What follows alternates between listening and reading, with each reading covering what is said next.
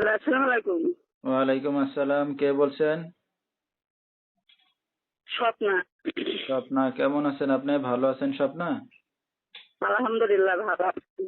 মাশাআল্লাহ, ভালো আছেন। স্বপ্না, আপনার দেশের বাড়ি কোথায়? বগুড়া। আচ্ছা, কোন জায়গা থাকেন এখন আপনি বর্তমানে?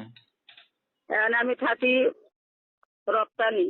আচ্ছা, কে কে আছে আপনার ফ্যামিলিতে স্বপ্না? আমার কে কে আছে, আমার একটা বাচ্চা আছে আর আমি আছি আর আম্মু আছে।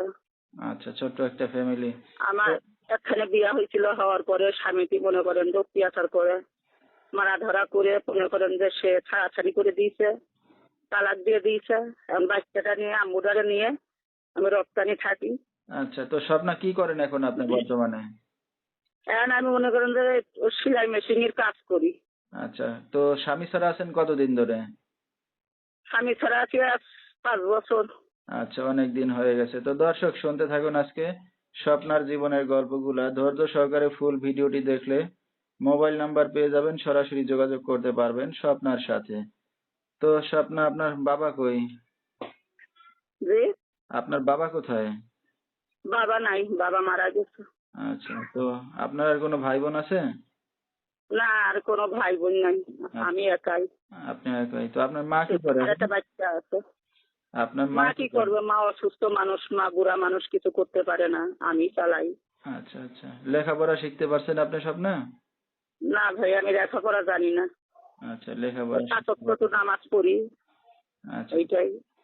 তো স্বপ্না, বিয়ে শাদীটা কি একাই করছিলেন না বাবা মা দেখে শুনে দিছিল? না, বাবা মা দেখে শুনে বিয়া দিয়েছিল। আচ্ছা বিয়ার পরে সে একের পরে এক মনে করেন বিয়া শাদী করে জায়গায় জায়গায় মনে করেন রিসা ভাঙ খাইয়ে বেড়ায়। এই জন্য অশান্তি সহ্য করতে না পেরে নিজে ডাইভোর্স করেছি।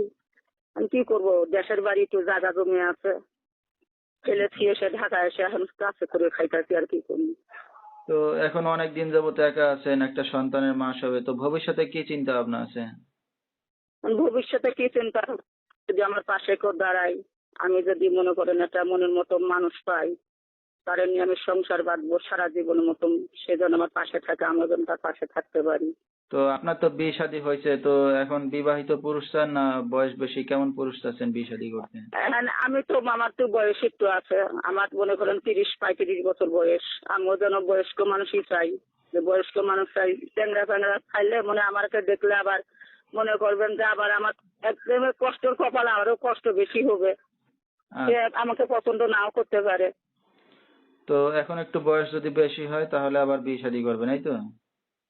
যেমন আমি যেমন বয়স থেকে একটু, আমার বয়স যেমন 30 চলতেছে, আমিও যেন ওইরকম ওরম 30-35 বছর তারও বয়স হয়, এই বাচ্চাই।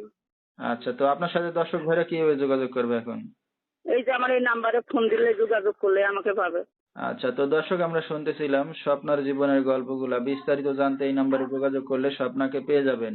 01878484153, এই নাম্বারটাই হলো স্বপ্নার।